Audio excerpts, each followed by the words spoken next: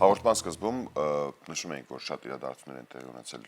վերջին շրջանում, հատկապես վերջին շաբաթում, որոնց մենք պարբերաբար մինչև ժամը 11:30 անդրադառնել ենք։ Ու այս պահին մի կարևոր իրադարձությունով ուզում ենք հենց մեկնարկը տանք այն իրադարձությունները, որոնք որ մեր երկրում են տեղի ունեցել։ Խոսքը դրանց մասին է,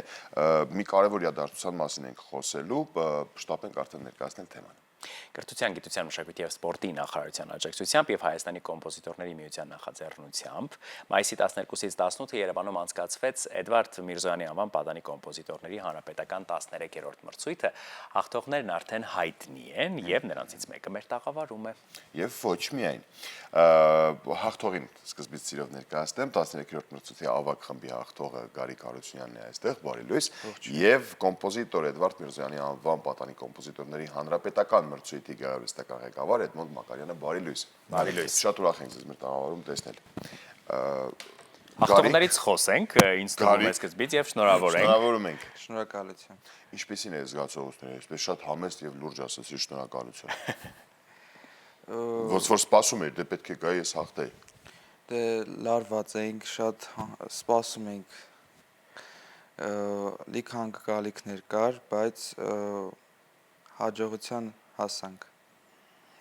Ինչ ստեղծագործությամբ հանդես եկար։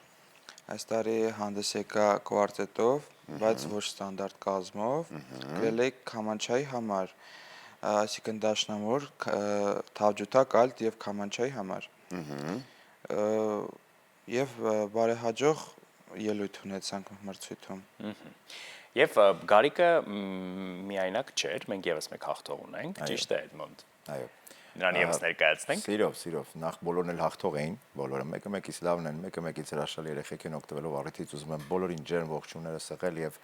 շնորհակալություն հայտնել նրանց ծնողներին, նրանց ուսուցիչներին կատարած հսկայական աշխատանքի համար, իսկ սա մրցույթ է ունի իր կանոնները եւ կանոնների համաձայն կար նաեւ մեկ այլ հաղթող Վիկտորիա Ուլիխանյան, ում ջերմ բարևներ, ով այսօր մենահամերգով իր հրաշալի քույրիկի եւ մեր մյուս միրզոյանական բալիկներից, երեխաներից Արաքս Աշճյանի հետ համերգով հանդես է գալիս Սյունիքի մարզում, Վիկտորիան Ուլիխանյան եւ այսպես սահուն կերպով նաեւ ասեմ, որ այսօր համերգով պիտի հանդես գա նաեւ Գարիկը, իր մենահամերգն էլ է այսօր, այսպես շտապ եկել է այստեղ, ողջունի բոլորիս եւ շտապի դեպի իր մենահամերգը։ Որտեղ է մենահամերգը։ Արտաշատի երաժշտական դպրոցում։ Ու այս տարի ձևաչափը մի կարևոր մի նորություն էլ ուներ, չէ՞։ Կարծում եմ Արտաշատում նույնպես պարային խումբը կլիներ, թե ոչ։ Լավ բան եք ասում, կարելի է արդեն հաջորդիվ մտածել, բայց այս տարի այո, ինչպես նկատել եք, կար խորեոգրաֆիա, տարբերությունը նախորդ տարիների դա խորեոգրաֆիան էր։ Մեր ուսումնասիրությունը ցույց տվեց, որ կոմպոզիտորական պատանի կոմպոզիտորական նախագծերի առհասարակ ամբողջ աշխարհում մենք առաջինն էինք, ով կիրառեցինք խորեոգրաֆիան, ինչ էր դա իրենց ներկայացնում, որ մեր պատանի հրաշալի ստեղծագործողների գրած ստեղծագործության հիման վրա դրվեցին խորեոգրաֆիկ պատկերներ եւ բացի դրանից, որ անցած տարվա մրցանակակիրների հիման վրա այսպես դրվեց եւ գեղեցիկ ելույթ տեղի ունեցավ Բաբաջանյան համերգասրահում, իդեպ պատահականության սկզբունքով ընտրել էինք նաեւ Գարիկի ստեղծագործությունը, այսպես միացրել էինք, այս տարի նա նաեւ ստացավ մրցանակ հաջորդ տարի, այսպես իր ստեղծագործության հիման վրա նորից խորեոգրաֆիկ պատկեր ունենալու, այնպես որ սա մեկ քայլ է մոտեցնելու մեր հրաշալի պատաններին դեպի խորեոգրաֆիան, դեպի արվեստի այճուր եւ ինչու ոչ, գուցե սա մեծ եւ գեղեցիկ ազդակ եւ խթան հանդիսանա, որպեսզի նրանք ստեղծագործեն, գրեն բալետներ, օպերաներ եւ այլն։ Մենք միայն երջանիկ Եվ ուրախ կլինենք։ Այո։ Ում հետ եք համագործակցել այս խորեոգրաֆիկ տարը ներմուծելու համար։ Քալաշյան բարարվեստի դպրոցի կադանս անսամբլի հետ, հանձինս գեղարվեստական ղեկավար Ասատուր Քալաշյանի, պիտի նշեմ, որ շատ բարդ էր առաջադրանքի, ինչի, որովհետև մենք գործ ունենք պատանիների նուրբ հոգեբանության հետ եւ պիտի հետաքրքիր պար բեմադրվել ոչ թե նրանցից յուրաքանչյուրի առանձին, այլ միաձուլված ստեղծագործությունների հիման վրա։ Այդ առումով նաեւ պիտի բացի նայած, որ նշել Քալաշյան արվեստի դպրոցի սաների, կադանս անսամբլի սաների ներկայություն, նաեւ Կարեն Խաչատրյանի մենապարող Կարեն Խաչատրյանի ֆենոմենալ աշխատանքը բեմում, որը որ այսպես կերտեց մղձավանջ անունը կրող խորեոգրաֆիկ պատկերը։ Մեր ողջունները նրանց բոլորին, վերադառնալով մրցույթին, կուզենայի մի փոքր նորից վերհիշեինք ձևաչափը մրցույթի, ովքեր կարող են դիմել, որ տարիքային փուլից է սկսվում, ինչ պարտադիր կետեր եւ կանոններ ունի։ Մինչև 18 տարեկան պատանի կոմպոզիտորները պիտի դիմեին, ցավոք սրտի արդեն ավարտվեց, ի ուրախություն նաև բոլորի 5 տարեկան կոմպոզիտորն է կարող է դիմել։ Եղել է մեր պատմության մեջ 6 տարեկան կոմպոզիտոր, Ափսոս։ եկեք այսպես ասեն ուհի, իհարկե դա այդպես չի, բայց կոմպոզիտոր, աղջիկ կոմպոզիտոր, իսկ 5 տարեկան կարող է լինել, գիտեք, տաղանդի մեջ ներքևի սահմանաչափ գոյություն չունի։ Չէ, նկատի ունի ուղղակի, որ սահմանափակում չկա։ Չկա, Մինչև 18։ Մինչև 10, ցավոք սրտի դա է սահմանափակումը, իդեպ Գարիկի վերջի տարին է այս տարի մասնակցելու հնարավորություններ, այսպես շատ հետաքրքիր ձևով նա դուրս կգա մրցույթի շրջանակներից։ Մինչև 18 տարեկան երկու ենթախմբեր, տարիքային մինչև 13 տարեկանը փոքրերն են, 14-ից 18-ը մեծերն են։ Փոքրերը պիտի պարտադիր ներկայացնեն մեկ հայալեզու երգ, դա շատ կարևոր է, մենք չափազանց կարևորում ենք երեխաների երեխաներին մոտեցնել հայկական պոեզիային եւ ճիշտ աշխատանքը ձայնի հետ։ Նաև մեկ մենանվագ ստեղծագործություն, իսկ մեծերը պիտի ներկայացնեն անսամբլային ստեղծագործություն եւ նրանք նույնպես մեկ մենանվագ, այսինքն բարդ ծրագիր է ինչ խոսք, որովհետեւ կոմպոզիտորի համար զուգահեռ գրել երկու ստեղծագործություն եւ հասցնել ժամանակի մեջ դա նաև այն իրենց զբաղվածությունը թե հաշվենք օրինակ Գարիկը դաշնակահար է, մեր Վիկտորիան ջութակահար է եւ այլն, այսինքն զուգահեռ այդ ամենին նաև նրանք ունեն իրենց մասնագիտական այլ ուղղվածությունները, ուստի բարդ է, բայց նրանք պատվով հանդես եկան, պիտի նշեմ նաև մեր մյուս մասնակիցներից էլ դուր տվեցան։ Քանիստ էին այս տարի, այո, 15-ն էին մրցութային փուլի իրավունք ստացած մասնակիցները, բայց կային նաև մասնակիցներ, ովքեր չհաղթարեցին եւ չանցան մրցութային փուլ։ Եվ պիտի նշեմ մեր բոլոր մրցանակակիրների անունները, հատուկ մրցանակը Հրաչյան, երրորդ մրցանակը ստացավ Ադրիանան,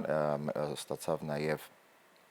եթե չեմ սխալվում, երկրորդը Մոնթեն ստացավ, նաև ստացավ Արթուրը ստացավ, երրորդը Արայիկը, իսկ մեծերի խմբում Նորայրը երկրորդ տեղ, երրորդ տեղը Գրիգորը եւ բնականաբար առաջի տեղը կիսեցին Գարիկը եւ Վիկտորիան։ Պիտի նշեմ, որ փոքրերի խմբում ուղղակի հաղթող մասնակից որպես այդպեսին առաջի տեղ չշնորհվեց ժյուրիի կողմից,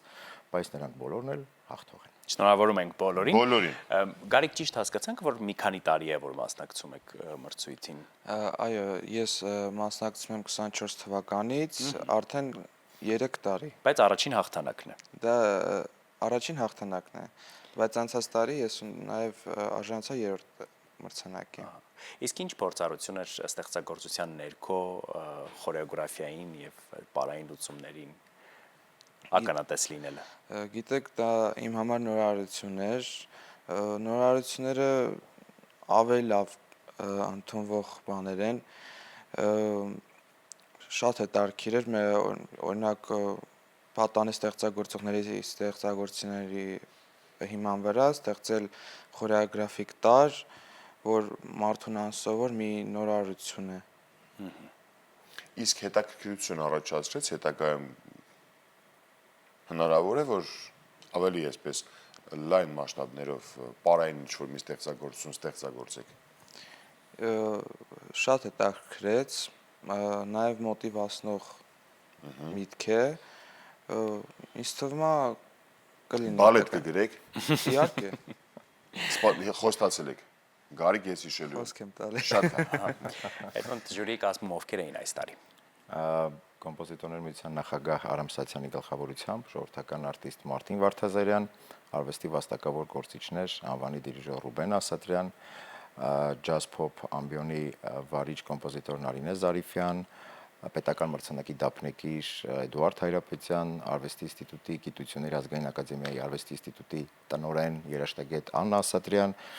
պատկառելի մարդիկ 7, ես էլ իրենց հետ 7 հոգի,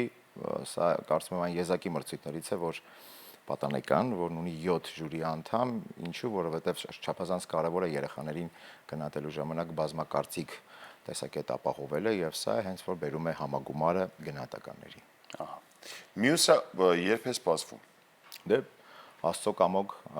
դարձյալ Էդվարդ Միրզյանի ծննդյան օրը մայիսի 12-ին հաջորդ տարի կլինի արդեն 14։ Հայտերը երբանից կարող են տալ։ Կարծում եմ դեկտեմբերից սկսած։ Դեկտեմբերից սկսած արդեն կարող են մարդիկ իրենց հայտերը տալ։ Եվ աշտարակում կայանալիք համերգի մասին էլ խոսենք, սա ամփոփիչ համերգ է լինելու մրցույթի մասնակիցների։ Սա գիտեք կարելի ասել մեր պարտադիր պայմաններից մեկն է։ Մենք մշտապես մարզային ուկնդրին եւ մարզերում սովորող երեխաներին միշտ պահում ենք մեր ուշադրության կենտրոնում։ Պատահական չէր, որ այս տարի նաեւ մենք ընդգրկեցինք մարզային երգչախումբ գալա համերգին, որպես այսպես ներկայացուցչական ողջունի խոսք ասող Եղվարդի երգչախմբին ընդգրկեցինք, այս տարի որոշել ենք աշտարակում համեր գնել, ինչու, որովհետև ամեն տարի մենք մարզ ենք տանում մեր երեխաներին ներկայացնելու իրենց արվեստը նաև մարզի ունկնդրին։ Այս դեպքում աշտարակում կարծում եմ հրաշալի համեր պիտի սպասվի, մանավանդ երբ արդեն նրանք բոլորն ընկերացել են, բոլորը միմյանց շատ-շատ սիրում են ու